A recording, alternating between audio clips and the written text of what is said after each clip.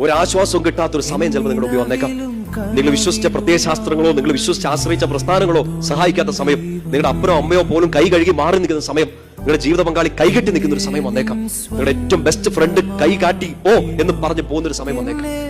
സകല സമാശ്വാസത്തിന്റെ ഉടയവനായ അപ്പന്റെ മുമ്പിൽ തന്നെ പോയിരുന്നേക്കുക. ഉത്തരം കിട്ടുകയെന്ന് വിചാരിച്ചോണ്ട് നമ്മൾ ഉത്തരം കിട്ടുമെന്ന് പ്രതീക്ഷിച്ച് കുറെ സ്ഥലങ്ങളിൽ പോയി അവിടെ എല്ലാം നമ്മളെ ഉത്തരം പൊട്ടിച്ചിട്ടേ ഉള്ളൂ. ഉത്തരം തരാൻ പറ്റുന്ന ഒരാൾ, ആശ്വസിപ്പിക്കാൻ, നിങ്ങളെ കൺസോൾ ചെയ്യാൻ, നിങ്ങളെ സാന്ത്വനപ്പെടുത്താൻ ഒരാൾ ഇവിടെ ഉണ്ട്. ഈശോ.